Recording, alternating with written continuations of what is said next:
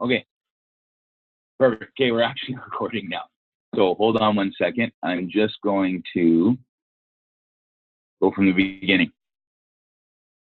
Okay, so hopefully everyone can hear this on the audio. If not, I'll re-record this. But what I wanted to do today, the reason I wanted to start with this is because we're going to have this shift, our main focus is going to be the 6 weeks sold. So what I wanted to start off with is the full listing presentation. This is going to change. So we're getting a couple things changed. We're going to get up-to-date stats on it. It's also going to be customized with your guys' branding and things like that as well. So it's going to be your face in there and your background. But overall, what I want you guys to do is get really comfortable with the concepts and the slides. So today I'm going to go over the full listing presentation start to finish, and then we're going to break it down tomorrow and Friday into each individual page. Because if you actually go through this listing presentation, and as soon as I get off this email, I'm going to send you guys all this copy of it. I can't adjust it because my computer died. That's why I can't make the adjustments beforehand. But once I get my computer back from the shop, then I'll actually be able to make some of these changes for you. But if you go into each slide, you'll see there's way more information than I touch on. The reason being is I'm not there. I want to be entertaining. I want to be able to keep them on track. I want it to be conversational, but I also want to hit all the important parts, because what is going to happen that you guys are going to see is as we start to market this thing, 6 weeks sold is going to be your process. And then your charisma and your personality is what's going to win over the client. What this is designed to do is most realtors are just going in with charisma and personality, but they don't actually have a process that's going to differentiate or create a better result for the seller. And when you have those two aligned, that's where you become unstoppable. So the stronger you guys get with this presentation and making your own spin on it, but making sure that we deliver it consistently every single time, the more wins you're going to get while you're in there. And people are going to expect a certain quality of, there's going to be a certain quality that's going to have to come from this, because what we're going to do over the next 12 months is really double down on this thing. And you guys are going to be carrying the 6 weeks sold brand. So with all the marketing that I'm going to put out, there's going to be a high expectation of you guys. But if you can deliver properly when you go in there, you're going to completely meet and exceed their expectations. And that's where we're going to start winning 80-90% of our listing presentations that we're competing with by just making you guys machines. So this is the presentation. I'm going to do another one later once I get this figured out as an actual role play, but this will at least start so that you guys can read through and hear my concepts on each thing. So the first thing that I go into when I'm talking to someone is I go into our mission statement. And this has always been the mission statement right from the start when I started investing so heavily and figuring out these processes and systems. The mission statement's been to bring every competitive advantage possible to our clients by focusing on constant growth and improvement in every aspect of the home selling process. We'll never settle for average results as we measure our success by the success of our clients. So that's something that every single time when I go into a listing presentation, I explain to them, you know what, this is a process, but it's designed to get you a better result. It's designed to put you in the best light possible. We're not just trying to throw a sign in the yard and try to get you sold. We want to get you sold with a specific result in mind. I give a little bit of a background on me. Your guys' will be different, so you don't have to spend a bunch of time on here. These stats are going to change. So these stats are based on September 2016 to September 2017. Now, these are skewed a little bit because of the days on market. With the development and things like that we had, our numbers ran up because we had that for almost a year. And that was 13 listings. But if we go over the 36-month average, which is what I'm going to change this on, when you guys are sitting in front of a client, these numbers are going to look a lot better, because I think the 36-month average is 72 days and our 36-month average using this system is 26. But anyway, so I get to here, and this is where I explain to Mr. and Mrs. Seller when we sit down. Oh. Hey, Jer. The screen's frozen. Yeah. What? The screen's frozen. It's stuck inside the, like, where you can preview all of the slides. So I can just see the main page. Hold on one second. Hold on a second. Okay. Okay. I know why that's happening. So now can you guys see it? Yep. Okay. This is not anywhere near. No wonder this company is going bankrupt. This is nowhere near as good as Google Meet. All right. So let's go back to this. So this is the slide that we just had. It's gonna be a horrible recording to send to the agent. Okay, so this is this is the first one that I showed you guys as we're kind of going through this. This explains the mission statement. This explains myself. This will be you guys, and we'll have some write-up of your back history and what you've accomplished. And then we get to this. So when I'm sitting in front of a seller, what I explain is these are really, at the end of the day, it's good for you to like your realtor. It's good for you to trust your realtor. Those are important aspects. But when you get down to the nitty gritty and you've got it narrowed down to the 2 or 3 people that you're considering to hire, these are really the only 3 stats you as a seller should care about, because past performance in this industry is a good indicator of future performance. And these are the 3 that we constantly as a team track. We try to improve upon. It's the average days on market, which again, I kind of explained to you guys earlier. The board average is 63, we're 64. Big part of that has to do with the development that we did. But the other big part is that because we've got such a superior marketing system, we are always going to be naturally pushing the price. We're always trying to push the market to the absolute highest that we can go with every home that we have. And when you do that, you start to limit the amount of buyers you have, which is why our days on market isn't 1 or 2. We're not in the business of fire sailing homes just to say we can do it in 6 weeks. The 6 weeks sold is designed to position you to get the highest amount. And because we're always challenging that, that's why our days on market are a little bit higher than they could be. The average list to sell ratio is the second thing as a seller. That's really all they should care about. If the average realtor in the board is doing 98.2% of asking price and we're averaging 99.5%, in any given price point, you do the math, that's considerable amounts of money extra into the seller's pocket. A lot of times it's almost what our commission is. So we're almost self-justifying realtors. In a down market, when we look at the 36-month average, we average on selling the home for more than what our actual listing commission is. But because the market's been so hot and anybody can put a sign up in the yard and get a sale sign, obviously those still kind of change, but we still have the stats to show that we're superior on that. And then the number of price reductions. This is a big overlooked one. There's a lot of realtors that'll go in, give any price that they want, have a bunch of showings, reduce. This is an important stat, and this has stayed consistent through the last 36 months as well as the last year. The board average is that 2/3 of the listings that come on will experience 2 reductions. If you think about that, that is insane. That means that a lot of people are starting up high, then they reduce, and they reduce again. Why is that important to the seller? Well, number 1, it says that when we give a price, to give a price with a purpose. Number 2,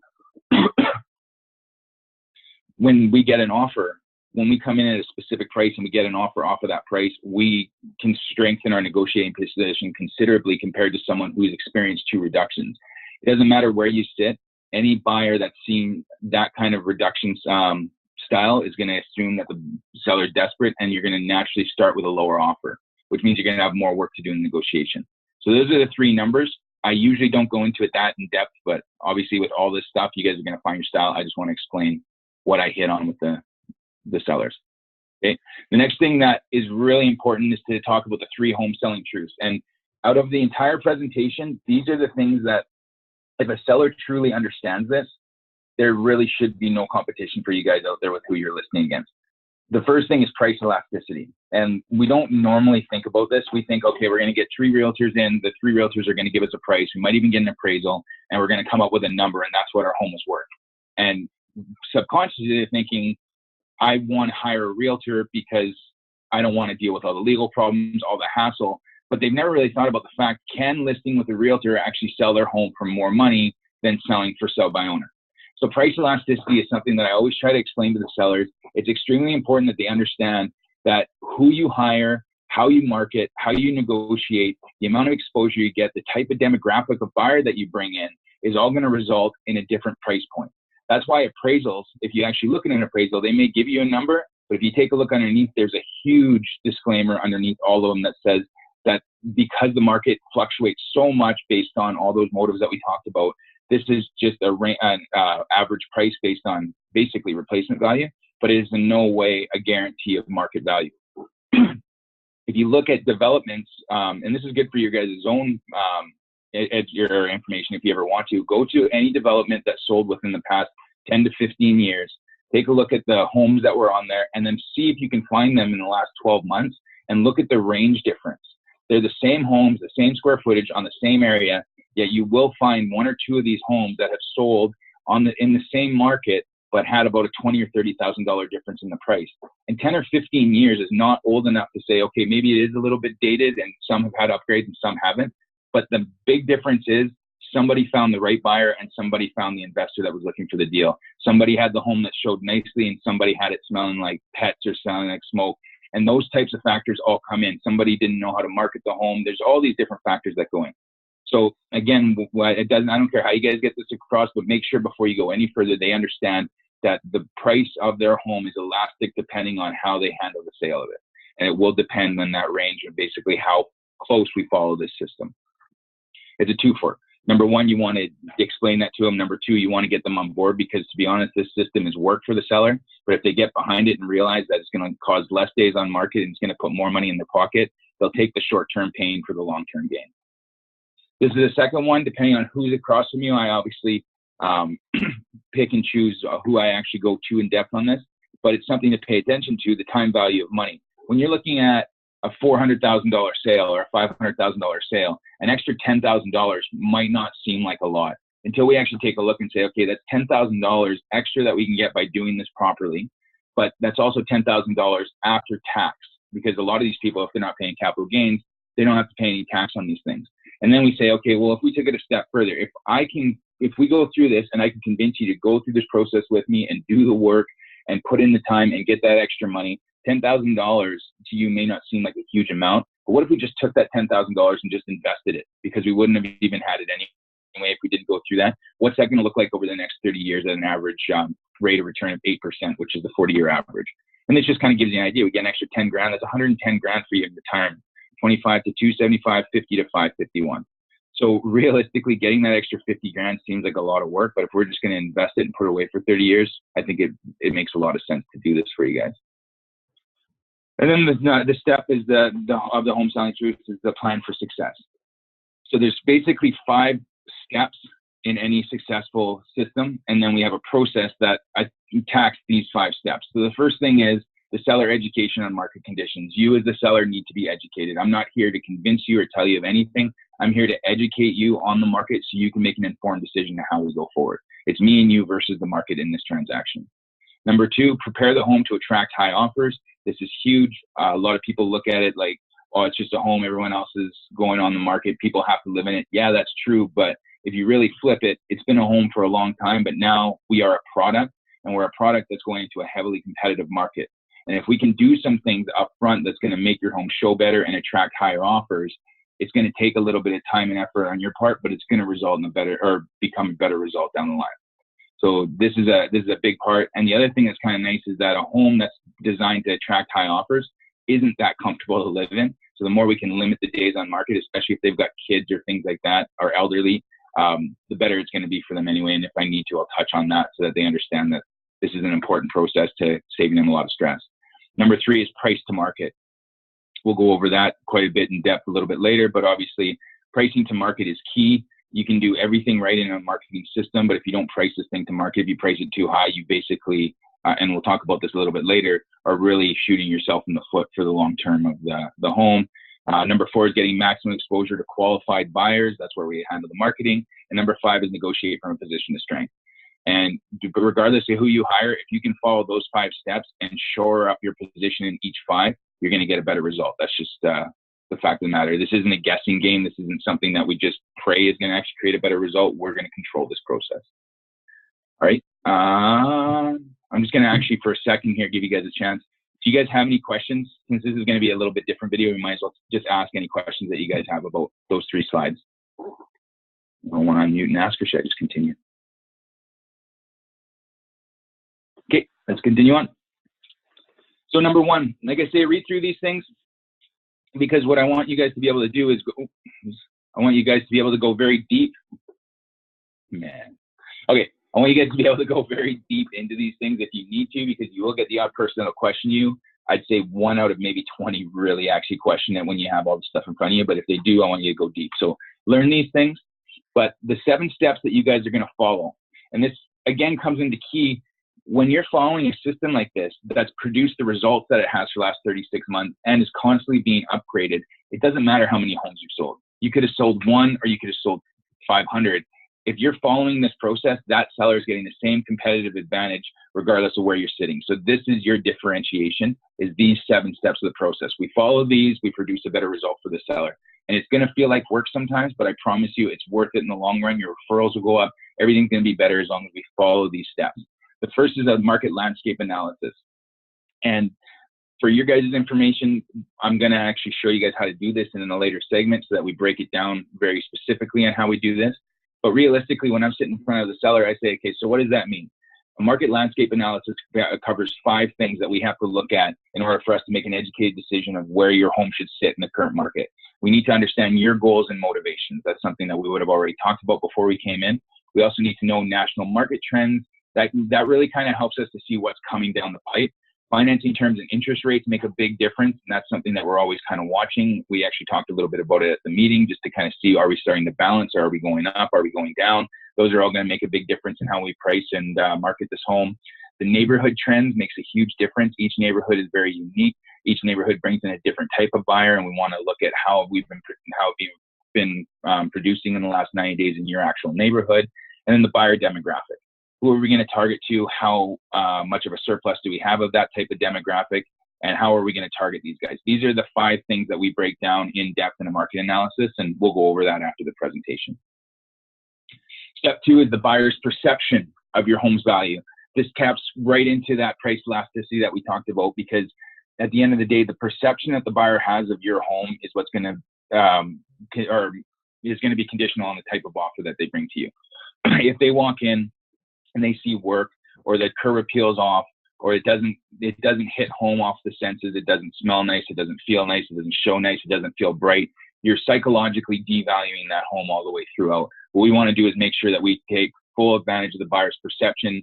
We take care of their 5 senses as they walk through the home. We want to have a proper showing plan. But realistically, a lot of this perception of home's value comes from how much value we can express up front to give them confidence. Because what we always forget about is that buyers are very unsure when they're coming in. Even when they have a real estate agent or they've been a veteran for a long time, we all naturally have this second guess mechanism that's in our head that thinks, what are we not seeing? What are we missing? Are we making the right choice? And what we want to do is we want to give them a comfort that this is the right choice, and they've got all the information so that nothing's being hidden from them. First thing we do on that is any home that's over 10 years, we highly recommend a home pre-inspection. Now, a lot of people think, well, this doesn't really make a lot of sense because the buyer's going to get their own pre-inspection, so why would I spend the money up front? The fact of the matter is, a pre-inspection is our blocker in a negotiation, and it's our ability to actually show somebody, this is the home, this is the ins and outs, this is everything that could come up afterwards. So when you make the offer, you're making it confidently. If they walk through and they feel like they might have some problems, or that might be asbestos that's in those tiles, or it really looks like that foundation is starting to lead, or they see those cracks, in their mind, they're thinking, okay, if I'm going to make an offer on this place, I have to assume the worst. And then if I find out that it's not that in the inspection, great, I got some benefit off of it. When we have a pre-inspection, we address those things. In fact, and this is kind of changing a little bit. I can feel Melissa rolling her eyes because we can't actually use this 100% like we used to on the pre-inspection where we had a feature sheet. But at the same time, what we can say, hey guys, just so you know, we had the home pre-inspected. We don't want you to rely on that because obviously you need to get your own inspection. Here's a list of the things that we found in our pre-inspection that came up. As you guys kind of went through, you probably noticed these things. This is what the inspector said about it. These are the remedies. This is how we fixed it. This is how we've left it, and we priced accordingly. This is still going to give you massive leverage, especially if we're going to go to multiple offers. Sorry, I thought that was one of you guys texting me. Especially if we're going to go to multiple offers on something like this. Now you've got buyer remorse that's going to set in. So now you've got 2 buyers that come in, and you send that both of them and say, hey, listen, here's what we have for a pre-inspection. Do not rely on this as your own. This was our own, but we just our own inspection, but we just want to show you that on page 22 and 26, these things were found. We didn't remedy them. It's something that's going to come up later, but we priced accordingly, and they're not major issues. So please make your offers accordingly. It just takes back that step where when they have that inspection and they already think they overpaid and they find some edge to try to grind you down, they're going to take it. Okay, so that's the home pre-inspection. Again, in here, you see it kind of breaks down the major parts that I was just talking about. Second thing is a home preparation and strategic renovation. One of the things that you guys are going to see that I used to use all the time, and now we're going to start using this. We need to perfect this system. And I've gotten lazy on this because it's so easy to start to get lazy. But if we're going in, holding up a reputation and building a brand and an organization together, then there has to be consistency. And this home preparation and strategic renovations is gold. It just takes work, and that's why I've shied away from it. But again, I'm I'm saying we need to do this, and I'm going to start doing it, and I need you guys to start doing it because it's massive. It's a checklist that I have that I'll give for you guys.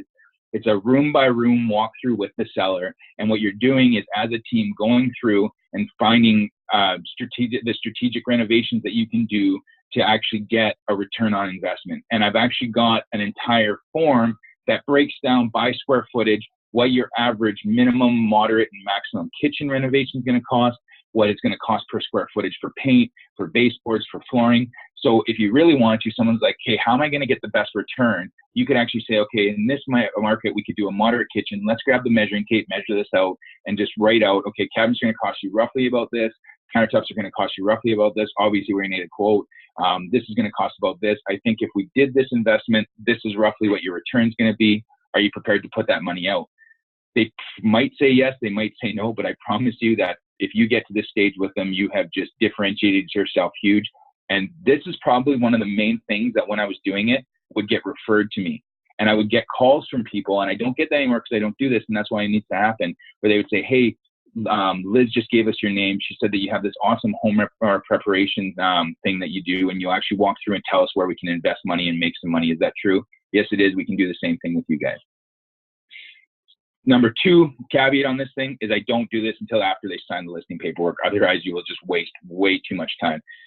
If they just have a question about the kitchen or something like that, and you want to build rapport, pull it out, fine. But do not go through every single room and the curb appeal and everything, because you're going to lose about an hour and a half of your life. And if they're not going to list, then it's not worth doing. The second thing that we do is staging. And we've got lots of different success stories. This one is one that I love. It's 1308 Copperhead Drive. This is one that staging made a massive difference on. So this property had sat on the market for 136 days before I got the call. And you guys can give this exact example. You don't have to say it was me that did it. This one sat on for 136 days with no offers at all. When I came in, they were frustrated. They weren't getting any kind of idea of why it wasn't selling. It was listed for $375,000. We looked at it, and based on the little bit of stuff that they had, they said a lot of people were saying the layout didn't make a lot of sense. And if you take a look at where this is, you could see that they had a little living room here, and there was this massive open space, and it was only 2 bedrooms, and they kind of had this set up kind of like a dining room in the corner. It was just kind of a odd layout at first glance. So what we did is we went back on at $369,900. We did professional photography. We did a pricing strategy that got us a little bit of a boost. $369,900 is a little sharper, but not a different class of home. But we restaged it. And when they staged it, they took the living room with the same furniture and re-put it out. But then what you can't see here is that they actually took this big space, and rather than having it open, they actually put in a sitting area. So it looked like a really warm, inviting reading nook. They reorganized the bedrooms. They took furniture out of the bedrooms, put it in different areas. They reset up the whole home. We had 2 showings and received a full asking price offer within 2 days in the exact same market. They went off and they went back on. People walked in, they loved the layout. So staging is massive. If you take a look across the board, not just here, but across the board, homes that are staged sell for 83% faster. A lot of people have a misconception of what staging is. Staging does not mean we go and buy a whole bunch of new furniture. You can do that, or rent a whole bunch of new furniture. If it's a vacant home, we might do that.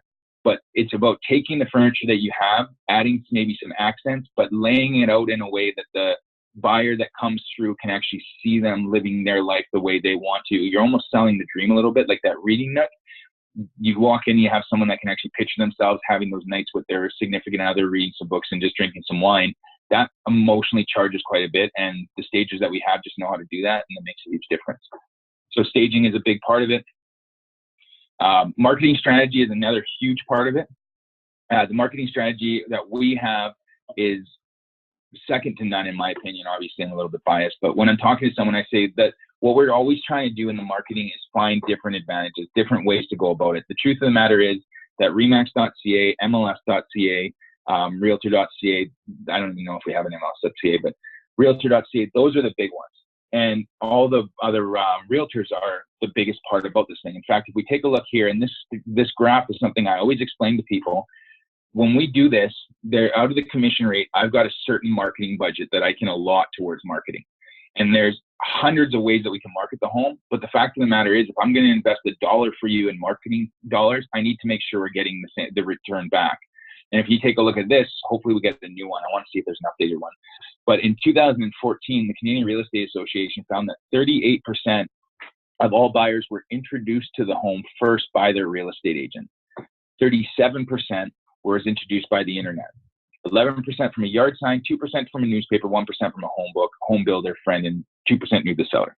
So if we look at this thing, we are 75% of the puzzle just by investing in real estate agents and internet signs. And if we use the yard signs, which we'll talk about yard marketing a little bit later, Mr. Seller, that gets us up to 86%. So we can have 86% of the buyers covered by investing heavily into this. The problem is a lot of people are investing here because this is the way real estate used to be, and a lot of people aren't adapting. But if I invest your dollars here, which I have, I actually at one point was running a full page color ad in the newspaper. It was $480 a week. And in the entire time that I did that for 1 year, I got one call off of it and it didn't turn into anything. The newspaper is people that are kind of scanning and looking for other real estate. But when people get serious and want to actually look, they're either talking to their realtor or they're going to the internet. And that's just the fact of the matter nowadays. Again, why are we doing that? Because you're still going to get the odd seller that's going to wonder why we're not in the newspaper, and that is exactly why. And as soon as I hit this point, this never becomes a factor anymore. MLS.ca, Remax.ca, this is the LegacyTeam.ca. Again, these things are going to be changed, but then we explain that. This is Remax. We're going to update this. But the first thing that we invest heavily is into the realtors, and that's why we joined Remax, and that's why we pay the extra to be at Remax, is that 41% of the properties in Canada sold in the hallways of the Remax building. And we're creating a lot of lines. A big thing that we've invested heavily into before that I think is starting to pay off, I believe it is anyway, is that we've created really good lines. We try to make it as easy and friendly as for another realtor to sell one of our properties as possible. We try to get information as fast as we can. Everything about our structure has been to create relationships with the realtors so that when it comes down to it and they see our listing and another listing and the buyer's on the fence, they're going to push towards ours because they know that we take care of them. We know it's going to be a good experience. And they know that if something does go sideways, I've always stood behind my homes to a detriment to make sure that everyone was happy. I've always been cognizant that there's two parties in every transaction. There's a buyer and a seller. And if I need to eat it because the buyer felt unrepresented or felt like something was missed, and that's going to affect their wanting of that home or their experience of that home, I will always step up and make it right, however that actually has to be. Now, that doesn't mean that I just always go out of pocket. I want to make sure that's really clear too. But a lot of times it needs to be addressed, and an explanation has to be given, and then a compromise based off reasonability comes from that. And what's happened is I've actually got referrals from agents that were, or from clients that weren't my client when they bought the home, but they liked the way that I took care of them. And that's been things like one time a fridge got left. I grabbed my truck, I went up, I picked the fridge up with a buddy and took it out of there and gave them a big apology and dropped them off a gift card for their types of things. Those things go a long way. That plays into the legacy brand. So that was kind of a side caveat, but this is what I want you guys to get into the habit of, is that the realtors are our allies. We take care of them and try to make it as easy for them to deal with us as possible. The next thing is professional photography. And Mr. Seller, you've probably scanned some real estate and you've seen the different homes, and there's two extremes that things seem to kind of fall in, and we want to find the balance in it. One of the things that you'll see with photography is, I call it trick photography, where you'll get people that will shoot homes, but you can just tell something's a little bit off by the angle that they shoot it. They shoot it to try to hide maybe a detriment about the home. They try to hide a exterior shot that shows that there's a highway there.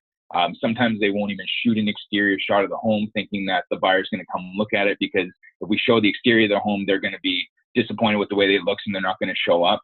The fact of the matter is, all those psychologically are just hurting us. People know when they're being fooled or when they're being tricked. They know when things aren't being shown. And if I start off with an interior photo and I show no exterior photos, there's probably something wrong with that exterior. I'm moving on pretty quick on that thing. So the other extreme to that, though, is you get these guys that are the photographers that want to oversell everything. And these are highly touched, highly photoshopped homes. They almost look like cartoons sometimes. Or they'll have a backyard that was shot with a 10 mil lens and it just looks like a football field down there. And the idea is, wow, we're going to get so much exposure by having these types of photos on here. Yeah, the stats for the photographer will say, because I've done this before by accident and I learned my lesson, will show that you are going to get a whole lot of extra showings because that photographer was phenomenal on the shot. But you're going to also result in lower offers, because what's going to happen is you're going to be the number one shot. They're going to be like, holy cow, look at that yard. I can't wait to get there. The kids are going to play. Then they're going to walk in and they're going to go, what the heck? This is nothing like it. I can't even fit a pool in this backyard. How do you overcome that? How do you win them back once you've introduced disappointment into their mind? It's impossible. You can't bring them back from that. And if you do, it's going to be a compromised feel. They're not going to have a good feel. They're not going to go in there. If it's a smaller yard and they don't want to look at it because of that, I'll take not disrupting you for an evening and getting you out of the house to have someone come in and be disappointed in the yard. I'd rather they didn't show up rather than just say that I got the showing. And if they do come and that's what they're looking at, number one, it's not going to be an objection because they know what they're coming into. And number two, if it is a family that wants a bigger yard, if they know it's a smaller yard, they've come in expecting it's a smaller yard, maybe we can make the compromise because we need a house. So it doesn't do you any good to be on either side of the extreme. What we do is we contract out to Dennis Owen. When I first started using Dennis, there was 2 other people in the entire city that used him. Now he's pretty much the go-to for everybody in a lot of states. I probably wouldn't say that. I've said that a couple of times. Maybe I'm just trying to think from your guys' angle. I have a different style when I go in there, but it's true. He's the guy. He's the guy to use. He's phenomenal at the way he shoots. He shoots a home as it is. He doesn't oversell, but he doesn't undersell. And if there's an angle in the architecture that he can take advantage of to make sure that he shows it off, he'll do that. But he won't do it in a way that's going to lead to disappointment. So professional photography is massive.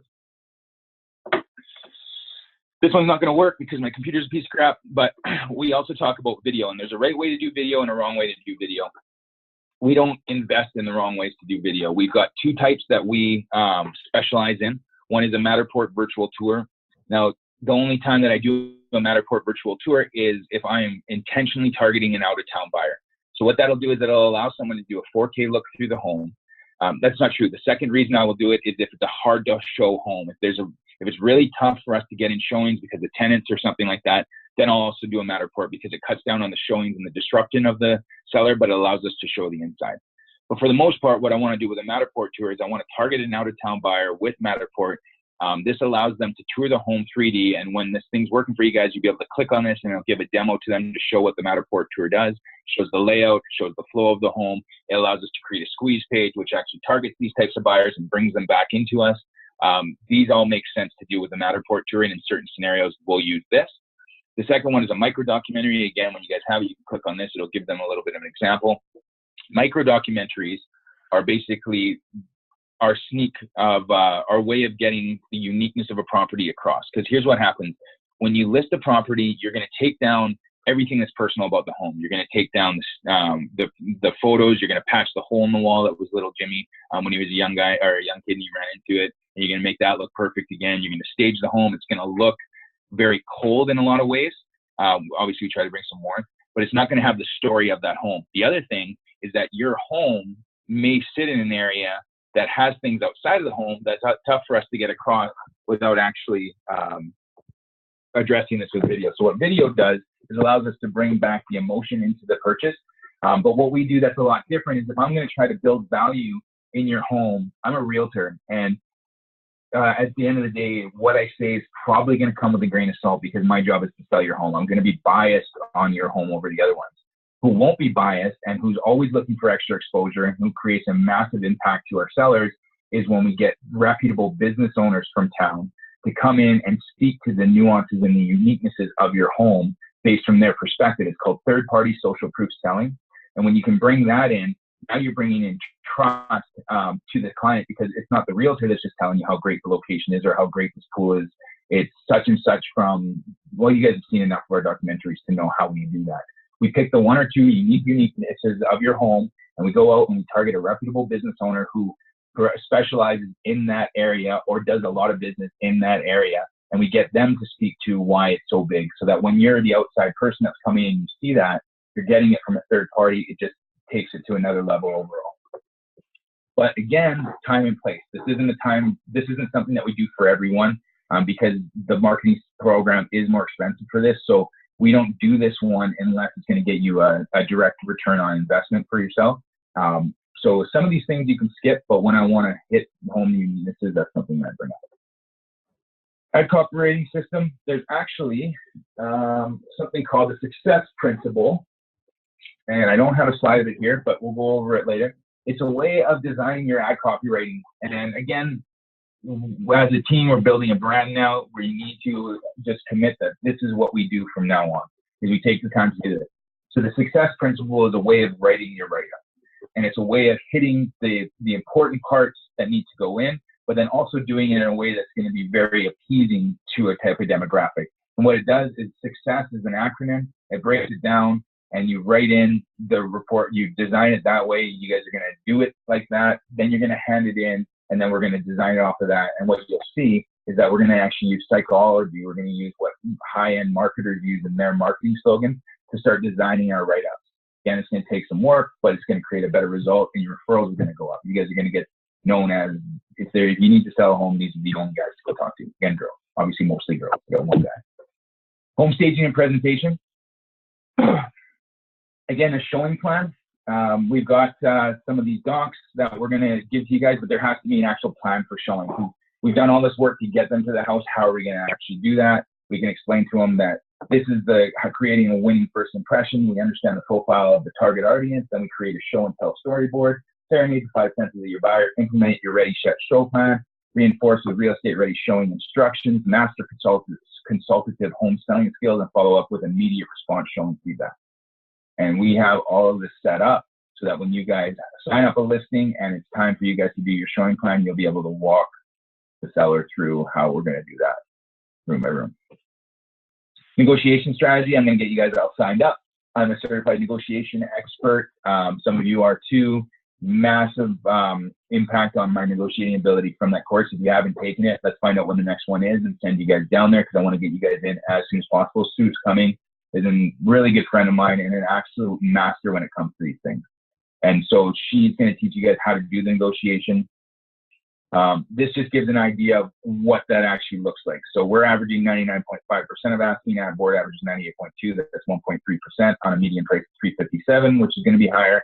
That means on average we sell our homes for $4,600 more, and that's before considering the fact that we don't reduce our homes either. We go off the initial net that we go on. So this number is quite a bit higher. The win before you start, understand your buyer's values, negotiating style, paint the torch, or to leverage your results, create a win-win with terms that suit you, and let the buyer feel as if they want to reduce the risk of buyer's remorse. That's kind of the steps that we go on to a negotiation. We're going to do C&E, but then I'm also going to give you guys a whole bunch of tools in this stuff, because this is something that I want to really focus on with you guys, is how to properly negotiate, because there's some misunderstandings about negotiating. Everyone's got their different style. What you guys need to find out is what your style is, and then play to that strength. If you're not a bully negotiator, you're never going to learn to be one. You might be a collaborative negotiator, and there's some major strengths in collaboration. I'm a collaborative. So those are kind of the different techniques that we'll take. I'll teach you guys the styles, and then you guys will find your style and just run with it. Team quality and system execution. Talk about the team here. There's a new slide for this one, but as a team, I was really proud of the fact that we continue to be 76% referral business as a team. Average team does about 31% because they become transactional. We haven't fallen into that trap of becoming transactional. We're always looking for referral business by exceeding the expectations of our clients. We also have a full-time assistant, buying specialist, marketing, and sales staff that backs us to make sure that our efforts are completely effective and that these systems run through. And then we've got strategic business alliances and team associates that help us follow through with our promises. Step 7 is marketing budget and financial commitment. I'm going to get you guys so comfortable with this. This is probably one of my favorite things, because this is the biggest differentiation that we have, is that I will stop the presentation up front and talk about commission, because that's really, for most of these people, what they care about. In fact, if they go to 6 weeks sold, they can see my commission. And it's so funny because all these old school techniques are commission last, commission last. You know what happens if you wait till commission last? The whole time they're wondering what's the commission. They're not listening to any of this. What's the price? What's the commission? They're already waiting for the price. Let's just give them the commission. And here's how I handle a commission conversation. I say, no, Mr. Seller, there's something we should talk about upfront, because it's a big number, and that's the commission. It's such a big number that it deserves some conversation about. And if you're going to have that kind of money come out of the equity of your home, I want you to fully understand what it is that you're doing, so that you're making an educated decision. Because this can either be a cost or an enhancement to you, depending on how we handle this. So here is a commission breakdown, and my guess is you've probably never seen something like this. But this breaks down how the commission actually flows in from a transaction. And in an ideal scenario, this is how we would set up your marketing plan. Now, some homes need a little bit of difference, and that's why we have flexibility to customize it. But this is kind of the overall breakdown. 15% overall will go back to brokers, transaction fees, E&O insurance.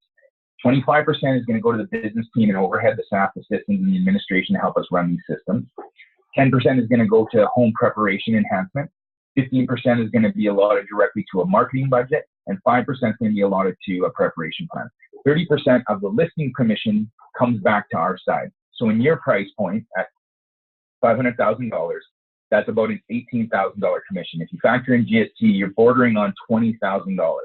Now, if it's $20,000 cost to you, if you have any realtor that's a $20,000 cost to you, my suggestion is do not hire them, because what they're basically going to be doing at that point is liquidating your home at a low price, putting a sign out. They're not actually running the way that commissions are designed to run. And the truth of the matter is, I use that as an example. There's no realtors that are doing that. And here's the neat thing is that first sale by owners have always been looked at as the antidote to realtors. We can go sell privately, save those $20,000, and then we're going to basically take that money, put it directly into the bank. Here's the truth about it. In 2012 or 2011, I'll get you guys the exact number, there was a court case that was won by the first sale by owner companies, the property guys, things like that, and they were allowed to come in and use our MLS. And at first, it seemed like a very big negative thing because we thought the MLS was potentially what was selling our homes for more money, because it's always been looked at that listing with a realtor, because of this massive conglomerate, is going to sell your home for more money. Just like if you go to a car dealership, cars are usually a little more expensive there than people selling it privately, because you get the added comfort of going through that, and they just have way more buyers because of the marketing. It's the same kind of principle. In 2012, when the first sale by owners were allowed to come onto MLS and start marketing with us, what actually happened was someone turned the light on and just exposed all the roaches. So we can actually go back now and not just have theory. We can see a home that's listed for sale by owner. How does that compare to a home that's listed with a realtor? Not only a home that's for sale by owner now, but a home that's for sale by owner that has the same marketing tools as the agents, because they got realtor.ca and MLS.ca. And here's how the numbers break down. A home that's sold privately will sell 33% of the time. A home that's listed with just your average realtor across the board will sell 61% of the time. The average first sale by owner will sell for 95.2%. The average home listed with a realtor will sell for 97.6%. Another 30% of first sale by owners will actually list with a realtor after they've already put out the $4,000 or $3,500 to be on realtor.ca, and then they'll go and sell. The other 30% will just never sell. And then the third stat was that a home that's first sale by owner actually has, where did I go? 1, 2, 3. Sorry, I lost my train of thought. I think that's it. Just realized you guys probably can't hear me. Just move back. Anyway, so I think that was the big one. So it's 95.2 compared to 97.6. It's 30% compared to 62%. And the third one is our stats. And then if you compare that directly to our stats, that means that over the average, we're still getting another 1.5%. And we're also selling 80-something% of the homes that we take. So the success rate is huge with this. And commission should never cost you, the seller, a single penny. Because what it does, it's designed to put you into a position to sell for more money, but then we manipulate that up even more with having a proper marketing budget. We break down and actually show what our profit margins are. And at the end of the day, what we're going to do is manipulate the market so the buyer not only pays the full commission for you, but you also get more than if you sold privately, and you have none of the legal exposure. Does that make a lot of sense? So we need to find a way to make sure that we work this in for you guys so that you win on all fronts. And that's kind of the commission conversation. And I usually don't go that deep. A lot of you guys have been in there. Melissa's heard it a couple of times. We should talk about the commission. It's $23,000. How do you guys feel about that? And then I explain, here's how the breakdown is, and here's what we're going to do. We need to look at this as this is our way of getting that high end of the echelon. And then pricing strategy. This is the last slide. The pricing strategy.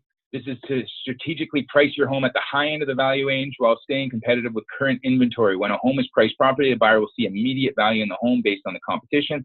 We'll put an offer in before any other buyers get in the door. Another thing that I'll call this is worry price. And this is something we always want to look at. Where's our worry price? Not always. There's 3 pricing strategies that are the main ones. You guys probably heard about it from that radio show that I went into. Those 3 pricing strategies have a time and place. Those are the main ones. There's actually 7 in total. I'm going to teach you guys all 7 pricing strategies as we kind of go on. What you guys are going to do is you're going to choose one of those 7 for your clients based on their position, the type of home, and how we're going to position this thing. But the nice thing about every pricing strategy that I have is that there's a backup plan for it. So it's not a one-shot deal. We've blown off all our cannons. Let's just hope it works. And then 3 weeks later, we don't call our seller back anymore because we're not getting the action and we don't want to listen to the negative feedback because we have nowhere to go. These are the railroads to sold. And so what's going to actually end up coming from this is you guys are going to have a playbook that's going to say, okay, this is how we're going to price the home. This is what we're going to do. These are the amount of showings that we're going to try to gauge. This is how we're going to actually handle this. This is the amount of days on market we should wait reasonably before we meet again. These are the calls that we're going to have. So everything from this point forward, and this isn't part of the listing presentation, but just so you guys know, is going to be set out in a step-by-step plan. So you're going to have your 60 to 90-day plan. Well, it's a 6-week plan because you're only going to do listing presentations. But realistically, in some cases, you're going to work out a 90-day plan, even though you're only taking a 6-week listing contract, so they know where to go if that 6 weeks comes, because maybe they're in a home that's not going to sell as fast. And then you're going to follow that plan as it goes through. And then we're going to give you guys the ability to monitor, or we're going to monitor and help assist a lot of this. So at the end of the day, you could run this entire system with 20 or 30 listings without a sweat. That's what I want to get this thing to for you guys. And then all you're doing is just stepping in and taking it down the path to sold. I'm getting rid of this slide. I don't like it, but I like this one. The cost of overpricing in a stable market. This is where the whole 6-week thing comes from. The 6 weeks sounds good on a marketing scale, but the fact of the matter is your highest interest comes in the first 6 weeks. That's where that 6 weeks came from. And it just was beautiful that it worked at 6 weeks sold. So the first 6 weeks of any home on the market will be the highest interest it will get. The reason being is that you're now putting it into a market that's already built up a surplus of buyers. So over the first 6 weeks, you're going to filter through every active buyer that's in the market right there. After 6 weeks, you're looking at new buyers that are coming on, or maybe people that have now sold their house that are coming in. But either way, it's a new buyer. So those first 6 weeks are absolutely vital. That's why we do 6-week listing contracts, is to keep us accountable to making sure that we're handling this properly. We're not just going to say, okay, you know what, I've got this thing locked in for 6 months. The seller wants to list for $50,000 higher. After 30 days, we'll come back to a reduction, another reduction. I'll probably sell this in 120, 140 days. That's not what's best for the seller, and that's what's happening with a lot of the competition. The 6 weeks says, this is my accountability to you. I've got 6 weeks to make it happen. The 6 weeks is actually your best chance of selling, so I've got to give you the absolute true blue honest approach to how we're going to do this in 6 weeks. And if it's going to be more than 6 weeks, I'm still going to take a 6-week listing contract because I want to make sure that you're 100% satisfied with everything that we're doing. And at the end of 6 weeks, if you're not happy, you don't want to continue on, then you can just move on. But regardless of that, you guys need to sell your home. You need to know the plan. And at the end of the day, our model is that whether it's with us or not, I'm going to give you the plan sold. And so sometimes when you have a high-end home and you know that initial interest is going to be there for 6 weeks, but you've got some uniqueness that could get you a higher price, I might say you guys aren't a 6-week sellable home. It doesn't make sense because the price we'd have to put on it to guarantee a sale in 6 weeks is way too low. You're probably about a 90 to 110-day plan, but at least you know that's the plan. We're still going to do a 6-week plan, but here's what I would do if I was in your position. I would start high. I would run it through for this many showings. That might take 4 weeks. It might take 8 weeks. But until we have this many showings, I don't think that's enough of a sample size for us to make a decision. After these showings, we need to come back, have a second conversation, figure out where we go. We're going to figure out our classes. Now, judging by the different classes, I would strategically go here. And then after this many showings, I would go here. Reason being, this introduces to a new market. I would test that for another 6 to 8 weeks or however many showings. And then if we got to there, we'll have a second meeting. So let's work this out to be a 120-day plan. So in 120 days, the goal will be to have you sold. And if we do it earlier, that's great. And if we do it a little later, at least you know what to buckle up for and how we're going to work this thing down. Okay. And again, those are all pricing strategies that I'm going to teach you guys. And then after that, I stop here, pause, get any questions answered that they need. And then we move on to the actual pricing, which will be another segment. And that's it. So I'm just going to bring it back here quickly. I'm going to keep recording for a second here. No, I'm not. Because they can't hear you. Never mind. All right, that's good. I'm going to